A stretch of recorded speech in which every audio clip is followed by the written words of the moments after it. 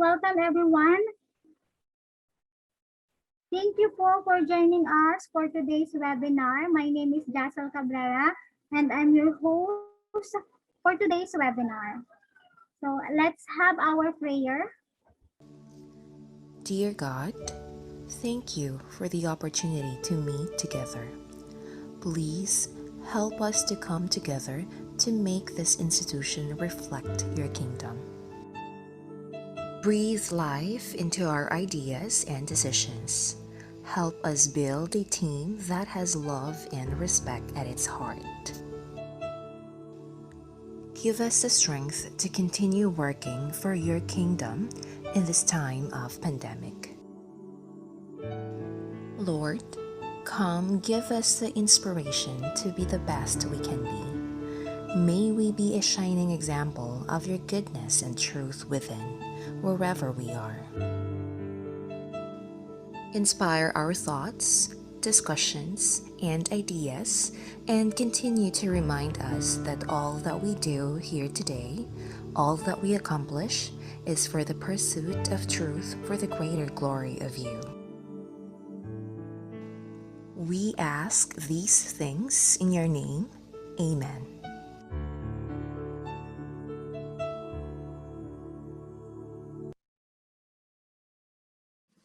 Mga kababayan, ang pambansang awit ng Pilipinas. Kayang magiliw, dalas ng sinakanan, alam ng puso, sa titik mo'y buhay. Lupang hinirang, tuyag ka ng magiting, sa manlulupin, di ka pasisigil, sa nagatak tutok sa simoy at sa langit mong bangaw, ay hinatang tula, kawin sa pagkayang minamahal, ang isang ng patawad mo'y tagumpay na nagkikinig, ang bituin at araw niya kailan pang ay di magtitingin, lupa ng araw ng walhaging pagsinta, buhay langit sa piling mo. Aming ligaya na pagkay mga amin, ang mamatay ng dahil sa'yo.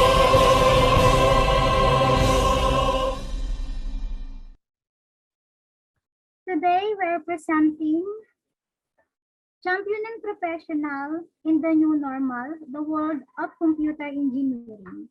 Our topic, Fundamental of Computer Engineering, Prototype Development. And for our opening remarks, I would like to introduce our Vice President of Student Affairs and Development Office, Dr. Rito A. Camigla Jr. I would like to welcome everyone to the new normal. Alam nyo, maraming pagbabago ang binigay sa atin ng pandemyang ito. Mula sa kabuhayan at pati na rin sa kung paano tayo makikisalamuha. Lahat tayo ay binago ng COVID-19 pandemic. Subalit sa isang banda, ay may naidulot din naman itong magandang aral para sa ating lahat. Katulad ng pagpapahalaga sa pamilya, sa kung ano ang meron at iniingatan natin. Sa nakalipas sa 10 buwan, pinatunayan natin ang tatag ng mga Pilipino. Hindi natin inaasahan ang bilis ng mga pangyayari na halos lahat ay cashless na kung gusto mong kumain, ay magpa-deliver ka. Kung magbabayad ka ng bills, ay pwede na online. Shopping, banking, at kung ano-ano pa. Pero alam nyo, lahat ng yan ay napaghandaan na ng Trimex Colleges. Mula sa online payment, enrollment, records, and even the conduct of classes. At sa hapong ito, tayo ay magiging bahagi ng isang mahalagang gawain, handa para lamang sa atin. Namnamin ang bawat salita at bawat minuto at nawa ay matuto tayo. Maraming salamat at magandang araw sa ating lahat.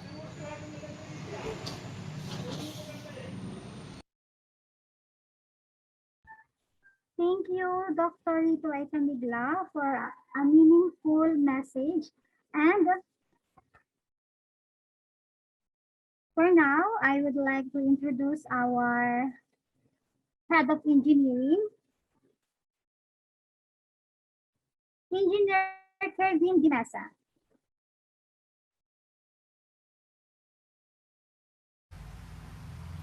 So good morning to every one of you. So welcome to the General Assembly and of course the webinar series for Computer Engineering Department. So I would just like to welcome to all of you here for this activity. So I would just like to thank first to our scope officers, to the Faculty of Engineering, and to other guests, participants, and resource speakers for this particular webinar. A pleasant morning to all of you.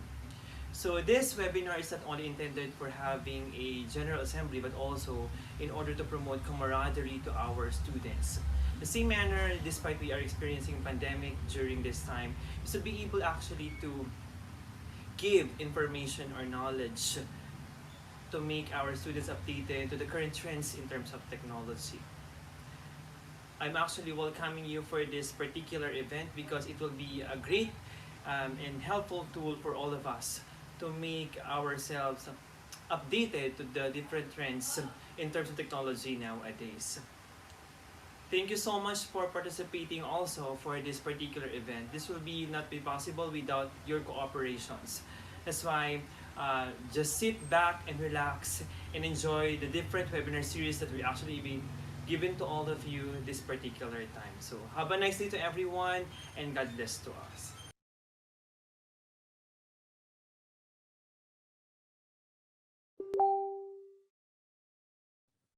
Thank you, Sir Pierre, for your wonderful and meaningful message. And now, I would like to introduce our guest speaker. His education, Bachelor of Science in Computer Engineering, Diploma in Information Technology Management, Master of Science Information Technology,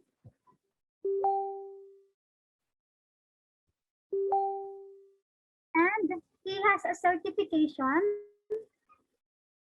Certified Hikvision CCTV Installer, National Certificate 2 in Computer System Servicing, Autodesk, AutoCAD Certified User, Autodesk Incorporation, National Certificate 2 in Technical Drafting,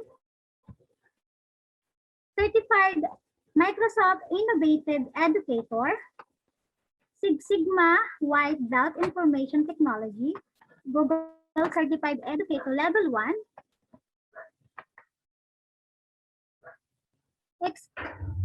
Professional Experiences, Design Engineering, Information Technology Specialist, Freelance CAD Engineer, Computer Engineering Instructor, Program Chair, Sole Proprietor, Gelotech IT Services. And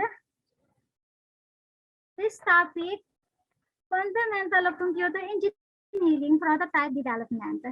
Please welcome Engineer Mark-Angelo T. Mercado. Hello, good morning. Good morning, sir. So it's my voice sounds clear? Clear ba yung voice ko? Yes po. Okay.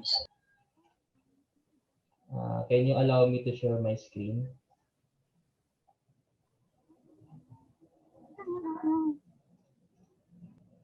Okay, to Dr. Rito Camigla, our Vice President for Student Affairs and Development, to the Program Head of College of Engineering, to my co-fellow faculty, to the senior high school students and computer engineering students who are participating right now, a pleasant good morning. So today, I will be discussing and sharing my thoughts about fundamentals of computer engineering prototype development. So I think this is one of the best topic na kailangan ma-discuss especially for senior high school, who don't have much knowledge with regards what is computer engineering all about, or what are the things that they might encounter when they take computer engineering as their college degree.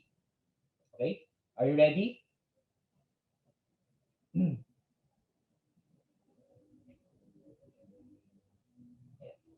So this will be the overview of my presentation. So we have the definition of prototype. So what is prototype?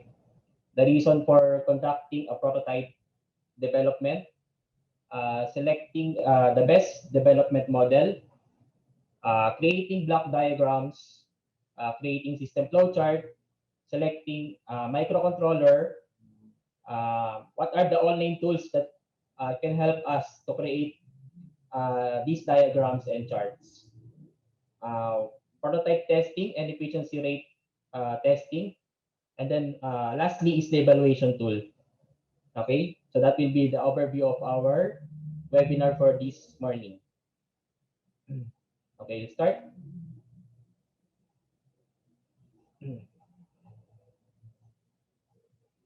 So prototype. So prototype gives the customer a complete idea of how the site will look like in the final result.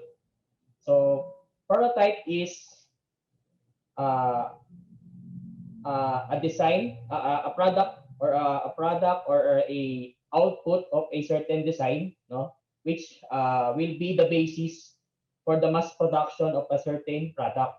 Okay, so ginagawa natin yung prototype for us to have a basis. Okay, so prototyping allows you to streamline the design development process.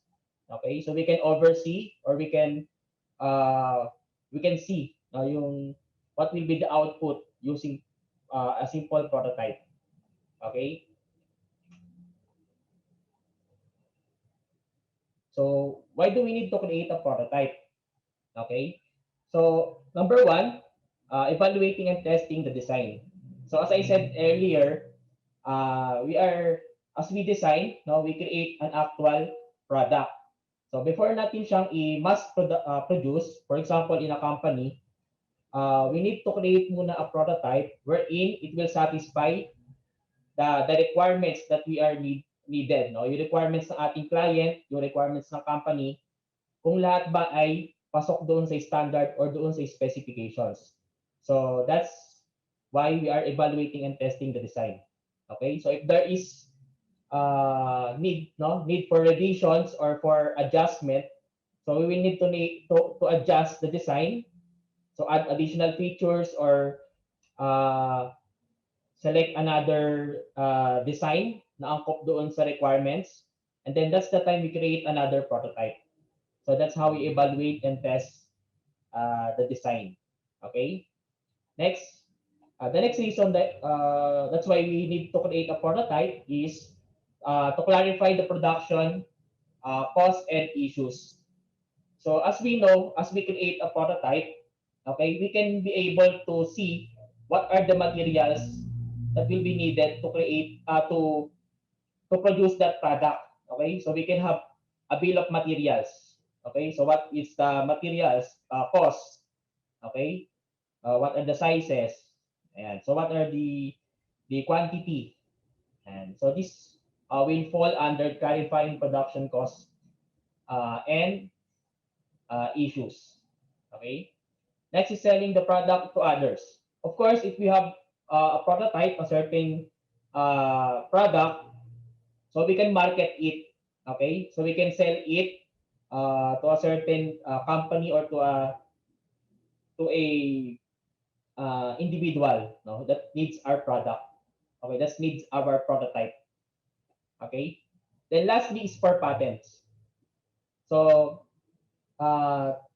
in applying for patents, so we need to have a prototype that is working and well documented. Okay, so yan. So are you familiar with Mars helicopter prototype or Mars helicopter? Okay, so I hope everybody is well aware of this helicopter, since we are already sent sent another expedition on Mars to find life. Okay? So kasama doon si Mars helicopter. So before siyang ipadala sa Mars, so nagkaroon muna sila ng prototype, no, si NASA. Okay? Nagkaroon muna sila ng prototype. Okay? So bakit? So because Mars and Earth are different. So saan kaya sila different? Saan different? So one example na pinagkaiba nila is the density of nung planet na Mars. Okay? The density of the Mars is less than the density of the Earth. Okay? So if I'm not mistaken, the density of Mars is 3.93 grams per cubic meter, while Earth is 5 point something grams per cubic meter. Per cubic meter. So ganun yung difference. So mas less yung density ng Mars. So definitely the design of helicopter ay kailangan magkaroon ng adjustment. Okay? So that's why NASA development team have created a prototype, no, na helicopter na capable of flying in the density na meron sa Mars. Okay? Ayan. So as you can see, last March 28, 2019, the first free flight of this prototype Mars helicopter in atmospheric conditions similar to Mars occurred on May 31, 2016 inside a space simulator. So there is a room wherein it was tested based on the specifications of the Mars. Okay? Ayan. The Mars density. Ayan. So this one is one of the example. Okay, so in computer engineering, we have here one of our requirement for us to become an engineer is for us to have accomplished a design project. Okay, so this is a prototype. This is an example of prototype that will solve a certain problem. So in engineering, we have here called we have a thesis called design project, wherein we will be solving a certain issues or rationale that we will be developing a certain prototype to answer that or to solve that problem. Okay, so as we have already a topic or a problem, so we need to choose what development model we will use. No, this will be our guide in creating the prototype. Okay, so paano ba natin gagawin yung prototype? What will be the steps? Diba? So I have here different types of model that can be used in prototyping. So the number one, so the commonly used na ginagamit is the waterfall model. So this waterfall model is dependent to each other. Okay? So nakikita niyo requirement analysis followed by system design, followed by implementation, testing, deployment, and maintenance. So this kailangan muna dito is mauna yung requirement analysis bago mag-proceed doon sa next step na system design, followed by next step implementation. Okay, that is waterfall model. And then if magkakaroon ng adjustment or kailangan ng may i-adjust, so babalik sila doon sa step na yon. And then balik ulit doon sa next step. Okay? That is waterfall model. Next we have prototyping model. Okay, so ito rin yung isa sa mga maganda rin gamitin na model. Okay, dito we have planning, initial analysis, development of the prototype. Tapos we have the testing and evaluation, followed by revision and improvements. And kapag meron tayong kailangang i-adjust sa prototype, since this is a prototype, we are making it before natin siyang i-mass production or i-mass produce, dapat siya ay perfect na siya based doon sa ating requirements. So complete na or nasagot na niya yung mga requirements natin. Okay? Next we have the SDLC. So this SDLC is system development life cycle is also called software development life cycle. So we can use it also in creating a system or a program. No? So engineering pwede na siyang gamitin. So this have requirement analysis, design, implementation, testing, and evolution. So these are the flow of the SDLC. Okay? So kung mapapansin nyo guys, laging nag-i-start yung ating mga model in requirement analysis. No? Specify ano ba yung mga kailangan, ano yung mga i-input natin doon sa ating model. So what we will be what will be the data no, na kailangan natin.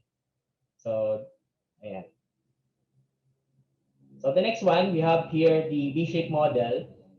So kaya siya tinawag na V-shape kasi pa-V siya. So we have three parts here. So we have the project definition, the time, and the project test and integration. So for project definition, so dito papasok lahat ng ating mga requirements, no? Requirements and design.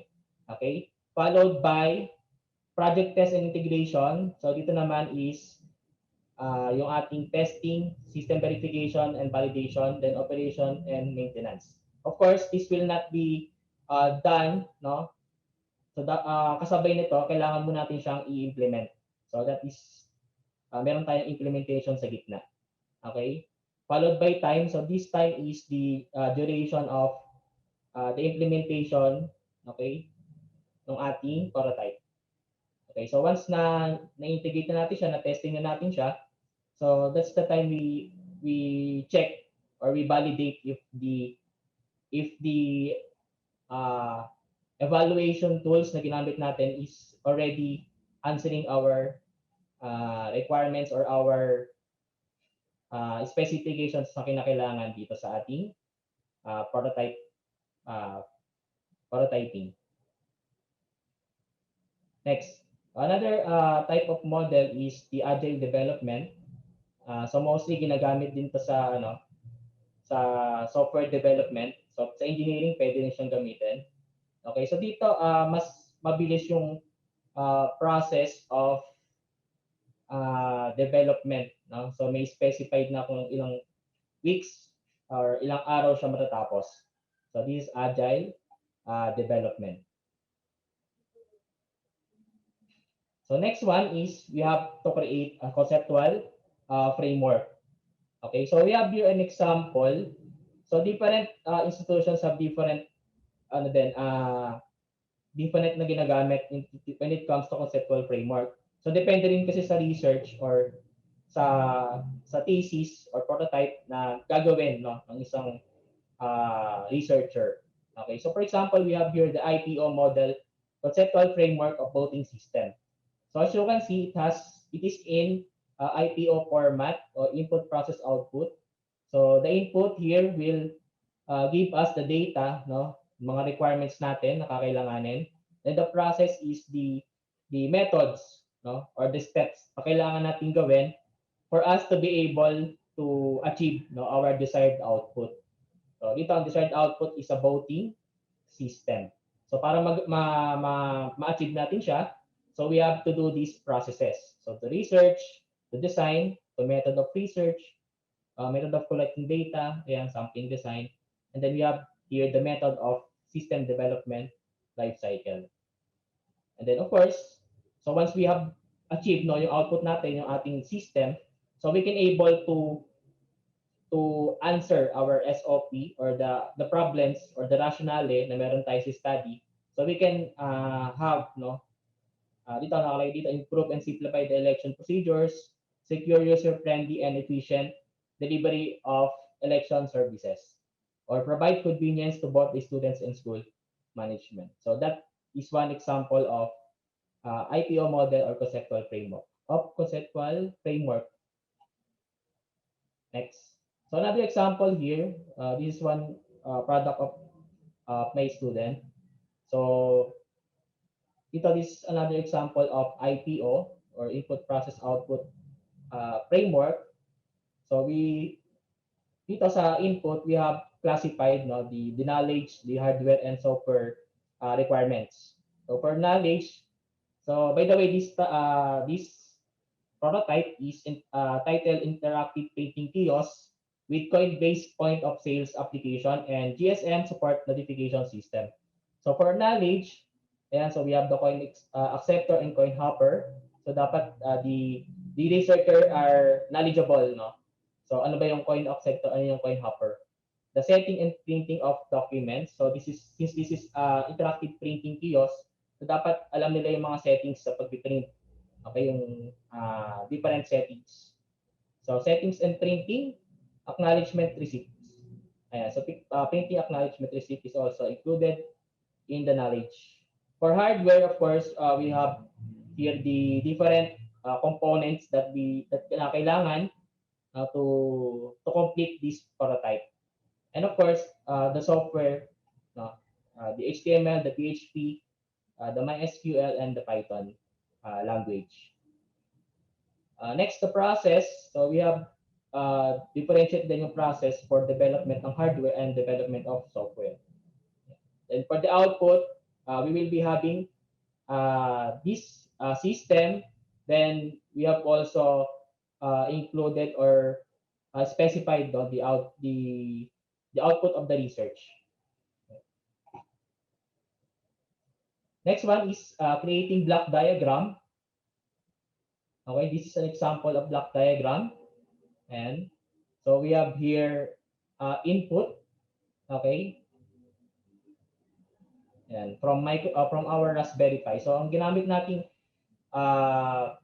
microcontroller for this one is Raspberry Pi 4 4 gig RAM. So later I will be discussing different microcontrollers that you can select, no, based on your requirements.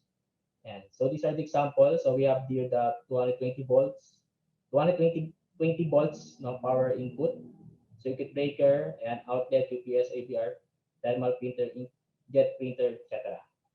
Yeah. Okay. So this is the example of system block diagram.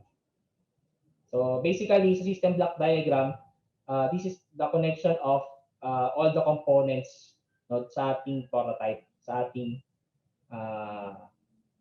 prototype system natin. So in computer engineering kasi, we are required to have a microcontroller, no, para doon sa aming design project.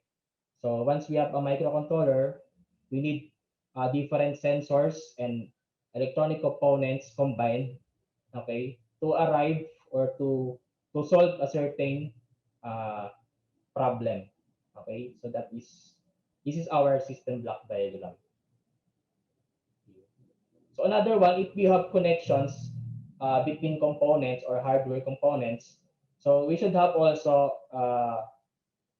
connections, no, between or the step-by-step, okay, process or instructions na gagawin ng ating component natin. So this is an example of a flow chart, okay? So based on sa example natin kanina sa block diagram, okay, dito makikita natin we have start, welcome page, tapos we have condition statement here. We have conditional statement. Someone logged on into the system. So if yes, so diretso sa login page. Kapag no, it will display pa din yung welcome page. Ayan. So this is how the system flowchart works. So if we have, you can also create flowchart, no, in different, kumbaga per module. So for example, we have step by step dito sa first module. So we can create a certain flowchart para doon, and then we can create an overall flowchart, no, para sa lahat. Okay. So next one is selecting microcontroller. So ano nga ba yung pag sinabi nating microcontroller? So for those who have not yet kung sino man yung hindi pa ganun wala pang alam regarding sa microcontroller. So microcontroller is very summarily defined like a system of complete control dedicated to a particular application, which is equipped with logic functions and most of other elements necessary to its operations. So microcontroller, so this is one of the tools that being used nowadays to make different machines and to create our own computers. Yan. So pwede kasi tayo mag-create ng sarili nating computer using this microcontroller. We can create our own machines. Yan. So ano nga ba pinagkaiba ng microprocessor sa microcontroller? And minsan kasi nagiging problem is nagigito yung students with regards to microprocessor and microcontroller. So the microprocessor is the CPU alone. Okay? It consists of arithmetic logic unit, no? The register and the control unit. While microcontroller composed of the CPU, the RAM, the ROM, and I/O. Okay? So that's the difference between the two. Okay? And so next, one example of a microcontroller is the most commonly known, si Arduino. Okay, so pinaka ginagamit natin is the Arduino Uno, especially in education, in learning microcontroller. Arduino Uno yung mostly ginagamit. So kasi siya yung much available, saka medyo siya, economic in terms, economically siya, low cost, kumbaga. Okay? So Arduino is an open source electronics platform based on easy to use hardware and software. It's intended for anyone making interactive projects. Ayan. Si Arduino is capable of accepting digital and analog signals. Okay? So si microcontroller, kung mapapansin niyo sa taas niya, so ito may number na 0 to 13. So ito yung mag-accept ng digital data. So pag sinabi nating digital, ito ay yung 0 and 1. Okay? Ito yung high and low. 0 and 1, high and low. So siya yung 1 and 0 is pwedeng manggaling sa certain component. For example, ay switch. So pag tinagel natin siya o in-on natin siya, so mag-trigger siya ng signal na 1. So that is one of the example of binary data or digital data. Okay? So yung nasa baba, itong may A0 to A5. So this port will accept analog signal. So pag sinabi nating analog, okay? So kabaliktaran ng digital. So analog, meron siyang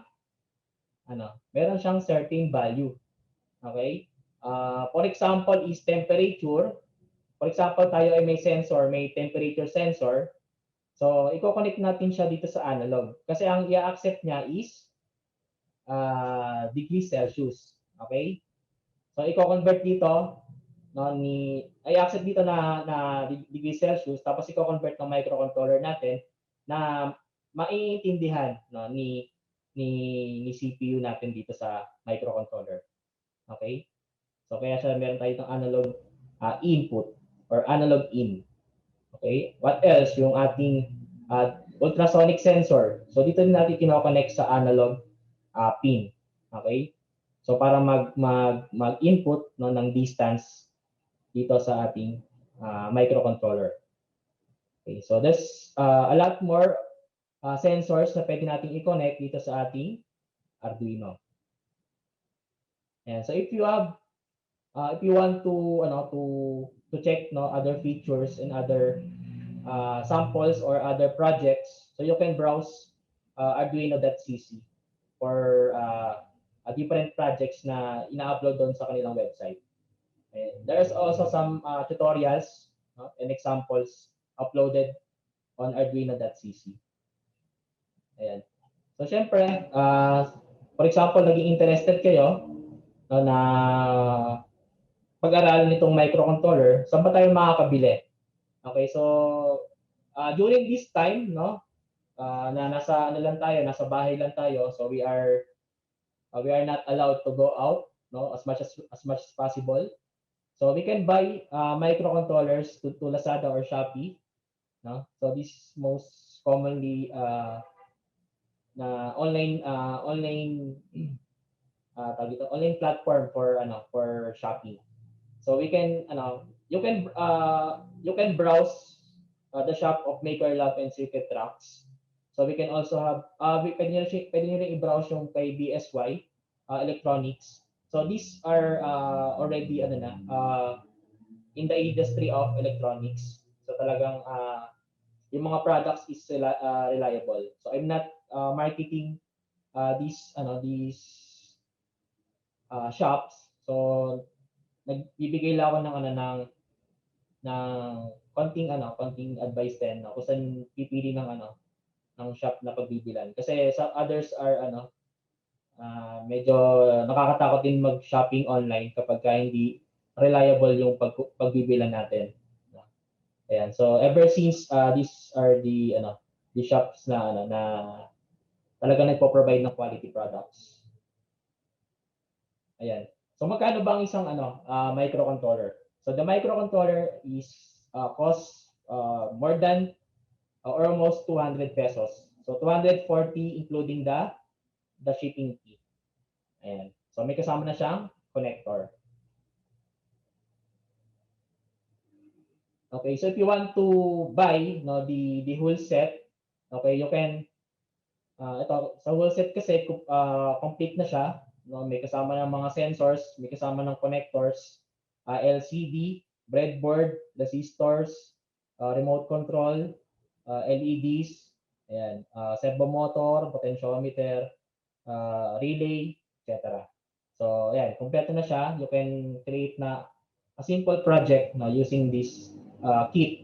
Okay, so may kasama na din siyang manual just in case you want to create more or to self kung gusto niyo matuto ng kailang, so you can use this manual.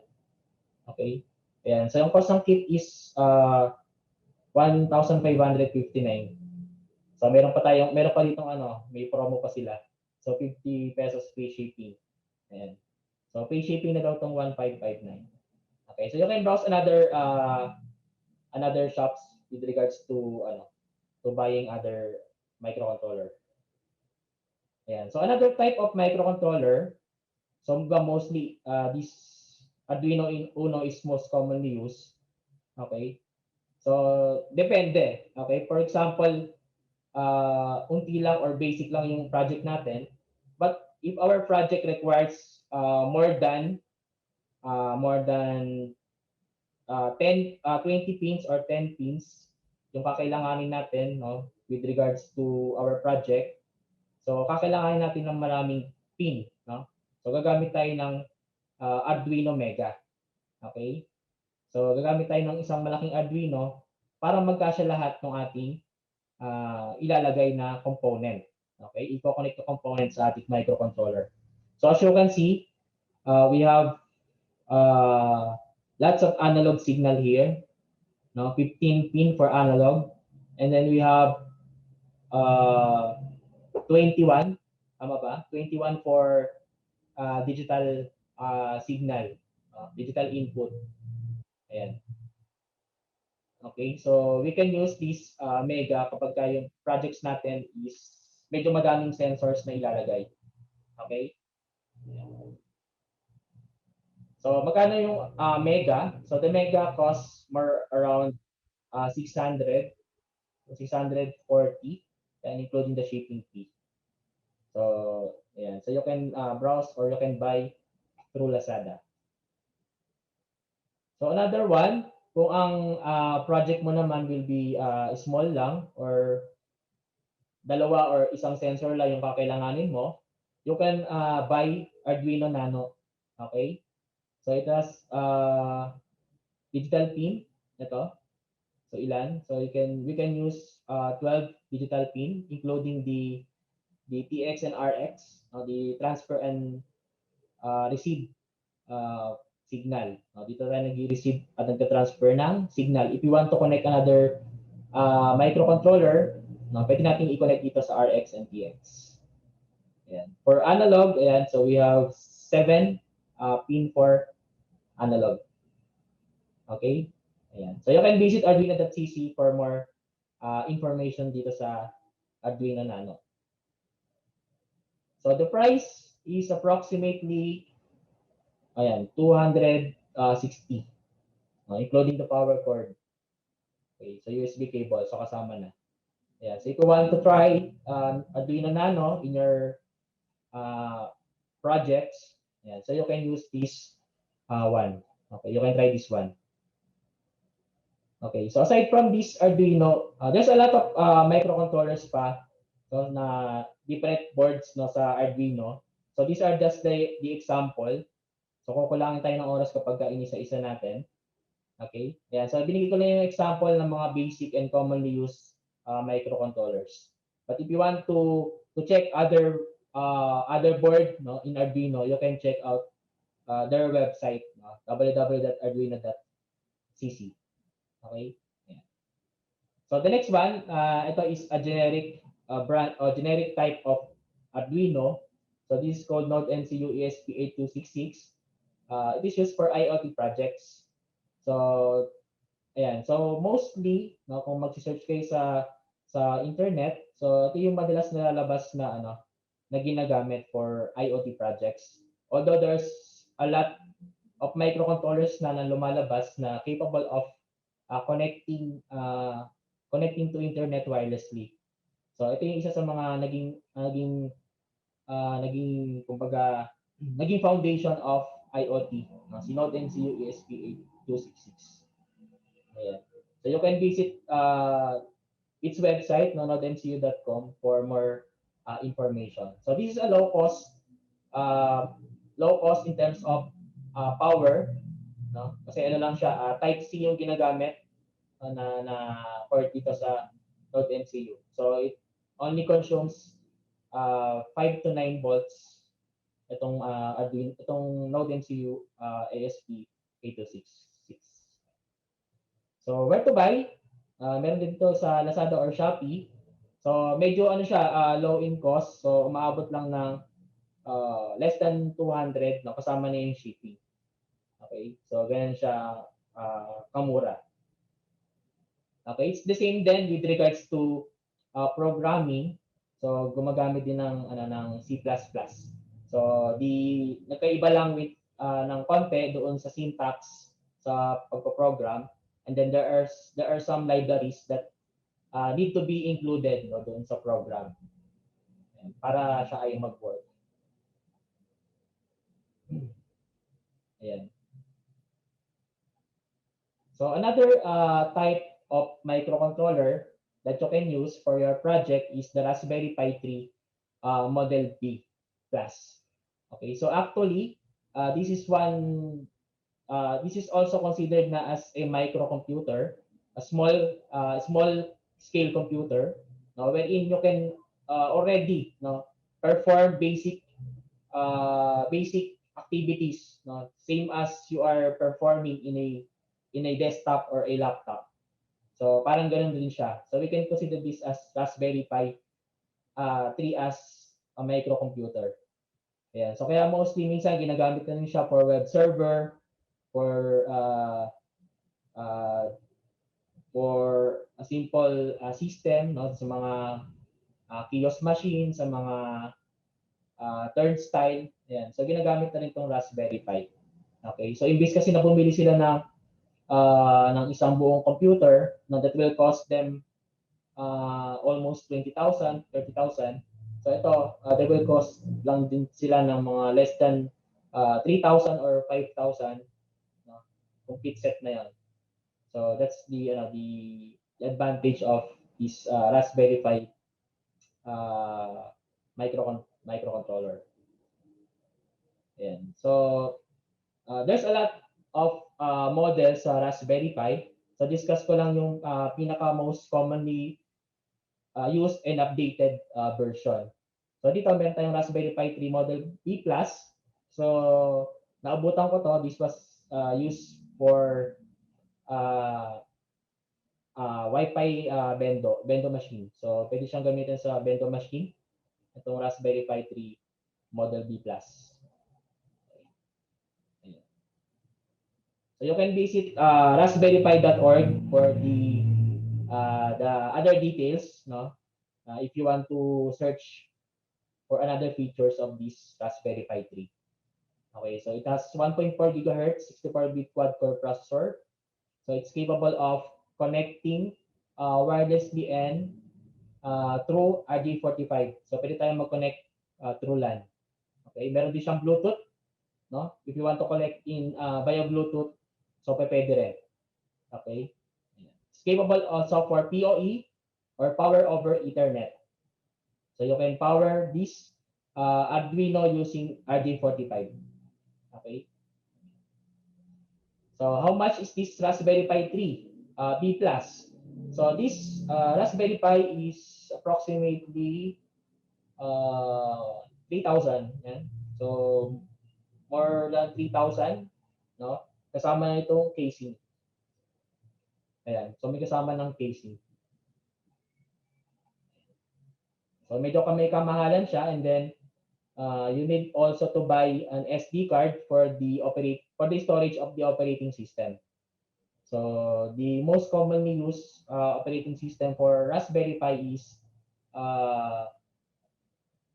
Raspbian OS. Raspbian OS. But now we have also Windows IoT. So you can try it also in Raspberry Pi.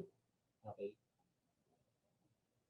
Ayan. The next one, the upgraded version of Raspberry Pi 3 B+ is the Raspberry Pi 4. So in Raspberry Pi 4, the difference is that this Raspberry Pi had already a random access memory. So it's meron nang naka-embed sa kanya na RAM. Okay? Unlike kay Raspberry Pi 3. So dito meron ng RAM. So mas pinalakas yung ating Raspberry Pi. So pwede na siyang talagang gamitin as a computer. Okay? A low-cost computer. Ayan, sinabi dito, your tiny dual display desktop computer. So it's capable of for dual display. Pwede kang gumamit ng dalawang monitor dito sa Raspberry Pi na to. Okay? Ayan. So it has, and this one is also capable of displaying in 4K resolution. So sobrang linaw ng resolution niya, 4K. Okay? Capable na siya. So it has also USB 3.0 technology. So pwede na tayong mag-connect ng USB 3.0. So this will transfer data much faster compared to USB 2.0. Ayan. So you can select RAM, if you want 2 gig, 4 gig, 8 gig, depends upon your requirements. And then they also included more powerful processor dito sa ating Raspberry Pi. And then we have also USB-C, okay, for powering up this Raspberry Pi. So yung mga bago nating connectors sa mobile phones, so we can use it also in Raspberry Pi 4. So magkano kaya to? So the amount, the pinaka lowest amount will be 2,300. The Raspberry Pi alone, that is 2 gigabyte, 2 gigabyte memory. So if you want to have complete set, including the power supply, the aluminum heatsink, the casing, and then the HDMI cable, so it's more likely aabot siya ng 4,000 plus. Okay, 2 gig lang yon. So kung paabot na yung 4 gig or 8 gig, so it's less than 10,000 siguro na magiging price. Okay? That's one of the latest version of Raspberry Pi. So and now we have yung Raspberry Pi is already naglabas na sa market, Actually nasa pa lang siya, sa ibang bansa pa lang meron. So I searched for availability of this product. So as of now wala pa siya dito sa Philippines. So pero siya ay nilabas sa market last year, November. So probably by upcoming months, so magiging available na sa Philippines. So this is Raspberry Pi 400. So it's a quad-core 64 gig, sorry, 64-bit processor. Okay? So meron na siyang embedded na 4 gigabyte RAM. It's capable of wireless connection. Can display output in 4K resolution. Ayan. So meron siyang 40-pin GPIO header. So by the way, Raspberry Pi is also accepting digital and analog data. Okay? Same dun sa ating microcontrollers. Same sa ating Arduino and other microcontrollers. So the difference is that this Raspberry Pi is meron na siyang operating system. Okay? Raspberry Pi 400 is a powerful, easy-to-use computer built into a neat and portable keyboard. Yan. Kung meron tayong 3-in-1 computer, no, wherein yung ating desktop and monitor ay magkasama na. So sa Raspberry Pi meron tayong built-in, no, na keyboard and Raspberry Pi. So magkasama yung keyboard at yung Raspberry Pi. So i-connect mo na lang siya sa monitor at sa mouse. Okay? So ganun siya maganda gamitin, no. So mas ginawa siyang powerful. So hindi lang for computer use, pwede rin siya for certain development, especially for computer engineering and other engineering branch or engineering students. Pwede siyang gamitin ng mga hobbyists, mga electronic hobbyists, mga developers in creating their own system or prototype. Ayan. So magkano kaya to? So as I have searched, so sa Amazon pa lang meron. Okay, you can buy also microcontrollers in Amazon. So in dollar nga lang siya.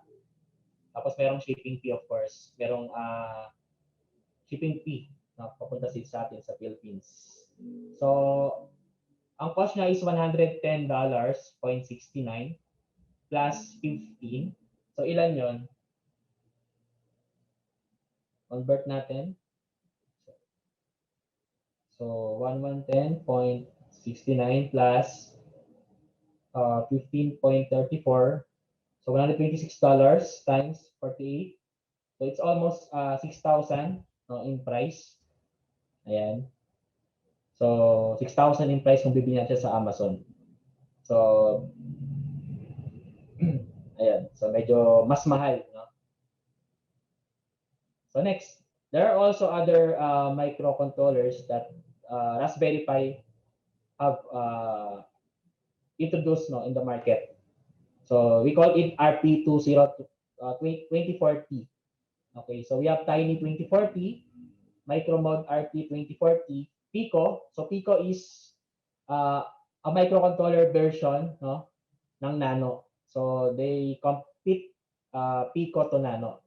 Okay, so almost the same na itsura, di ba? Tapos the functions are also the same. So Pro Micro RP20 and Feather 2040. So Micromod RP20 is a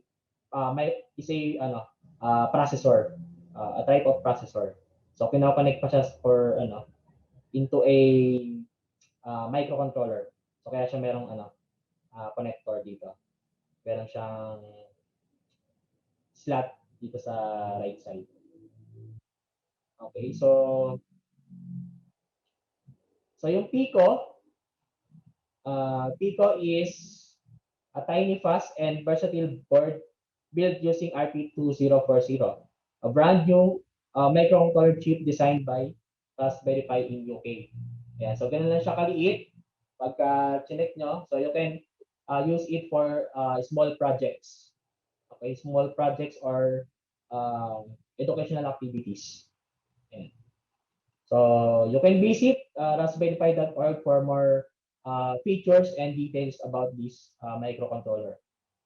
And the cost nito in Lazada is almost 254 or less than 300. Okay, yung cost niya. Ayan. So hindi pa kasama yung connector. Okay. So that's the examples of microcontrollers.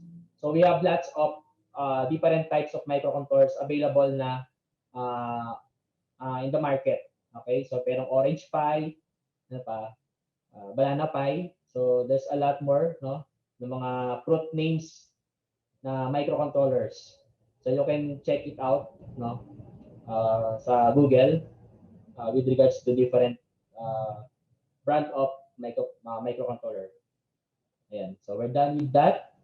So let's proceed to the online tools that we can use, no, in prototyping or in creating our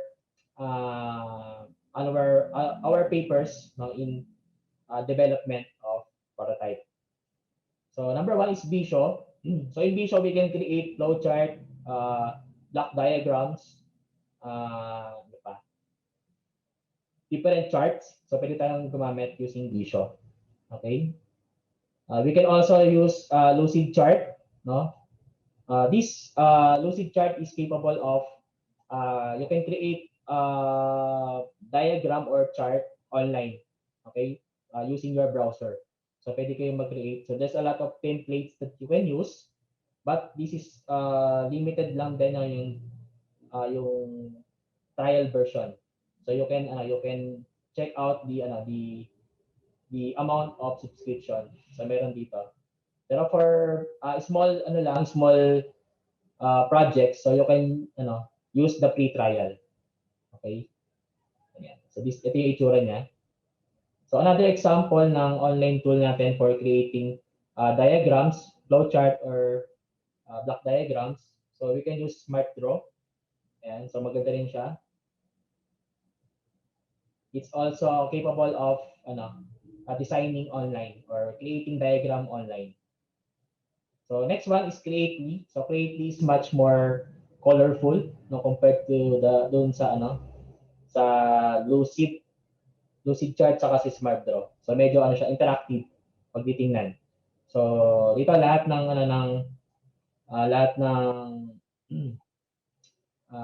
department, yan. So IT, engineering, education, and so they have their free templates na you can use for starting the creation of a diagram. Ayan. So the next one, this is Tinkercad. So if you will be creating your microcontroller, if you are creating your prototype using a microcontroller, so you can use Tinkercad for simulation. Okay? So before kayo maggawa, no, doon sa actual ninyong microcontroller board, so you can use Tinkercad for checking if your program will work. Ayan, so sa makita niyo sa kaliwa, sa kanan ko, on your right side, so meron na ditong programs.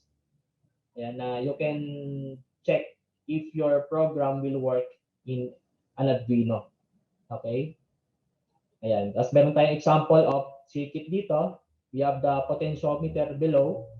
Okay, then we have an LED sa taas. Okay, connected to the ground. Of course, the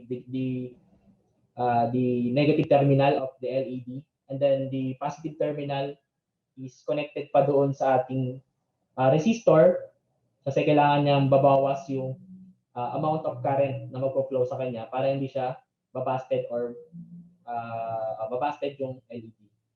Okay? Ayan. So you can select block or text dito sa Tinkercad, no? If you want to make your program clickable, ayan, yung values is madaling baguhin, so you can use blocks. But if you want to make it in coding, ayan, so pwede kayo magbago sa coding. Ayan. So you can try it using start simulation. Ayan. So pag gagawa kayo ng for example is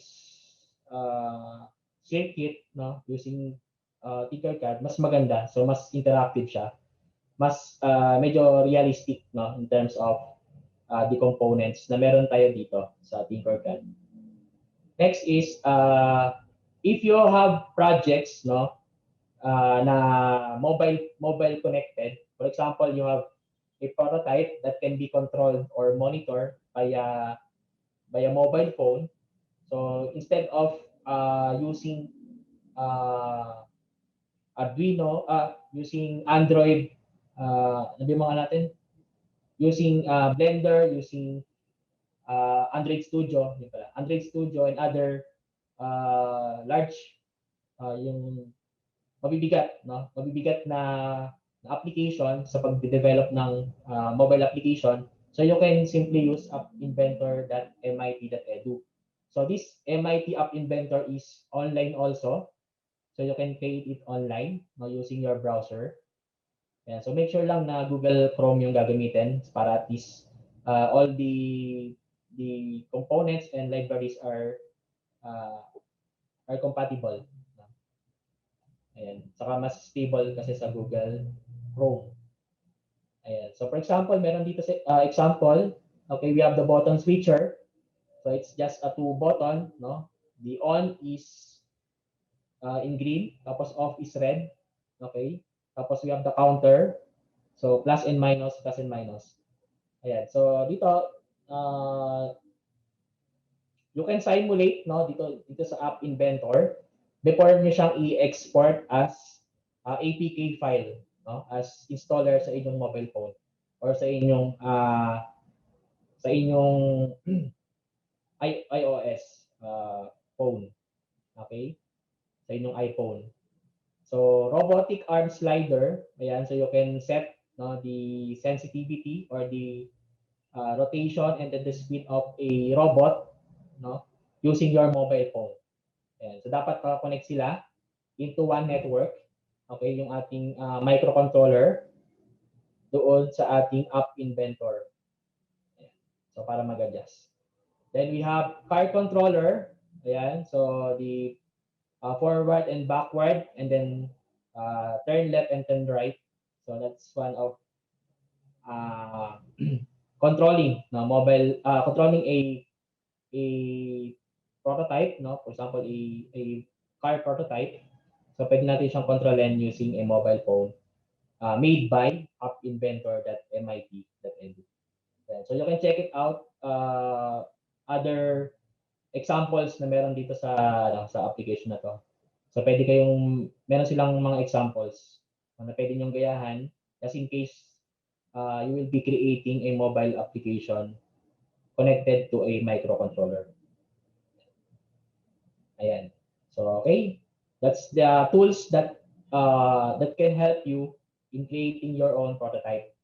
For this slide was also a help, no? If you already done with the prototype, you will be testing, no? You will be testing your prototype ng madami, okay? You will test your prototype many times, okay, for you to see its effectiveness and of course stability.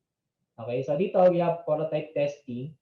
So dito tinetest yung efficiency ng system. Okay, we are testing the traditional, no, traditional way compared doon sa ating output, no, na prototype. So tinetest natin if there is a efficiency, no, efficient ba, no, kumbaga upon numerous testing, consistent ba yung natin, yung prototype natin na mag-output ng gantong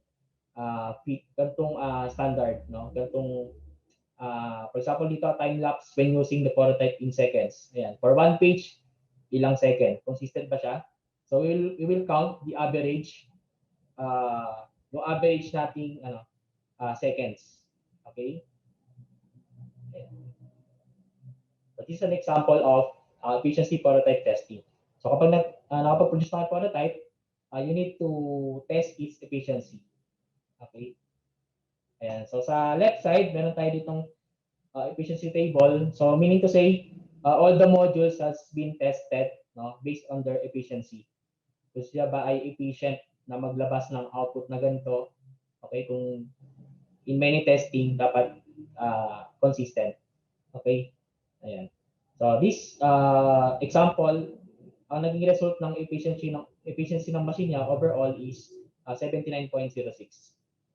Yeah, so 79% siyang efficient.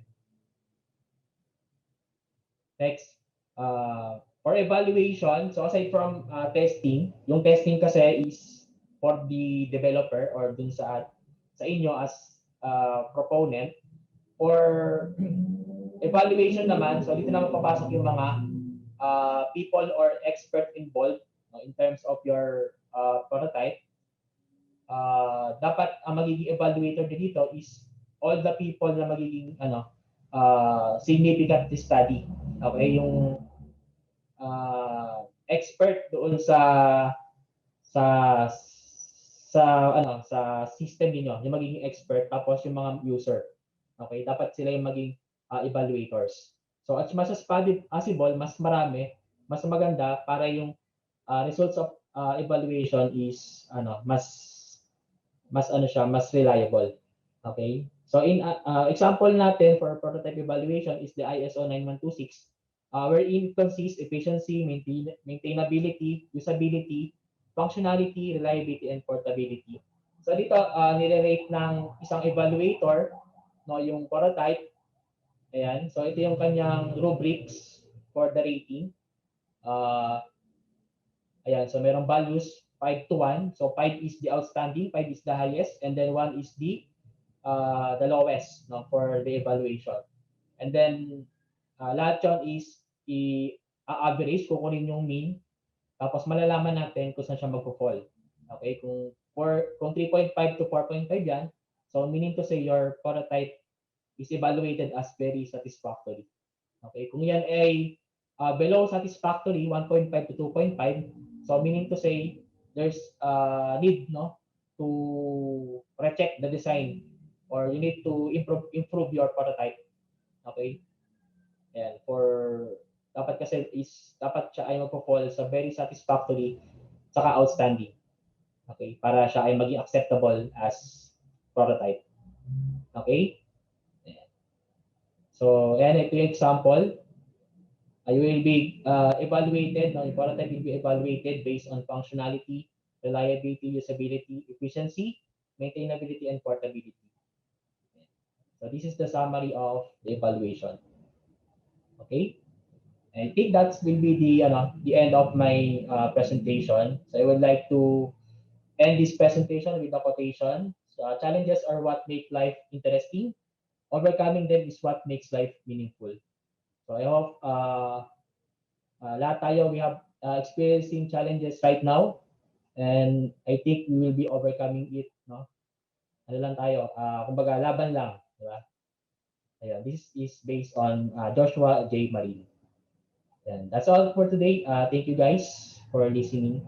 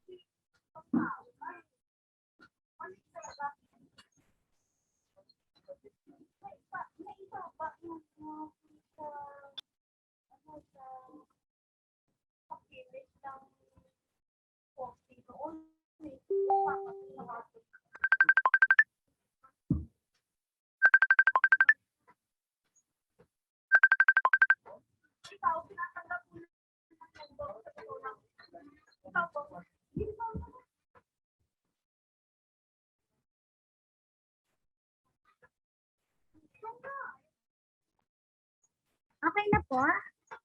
Good morning po. Good afternoon.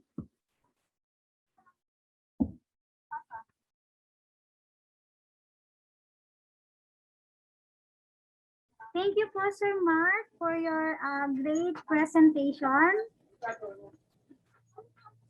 Yeah, thank you then, thank you. So is there any question, guys? So, let's have our Q&A, question and answer. So, sa mga attendees po natin na pwedeng gusto magtanong kay Sir Mark, so pwede po tayong magtanong.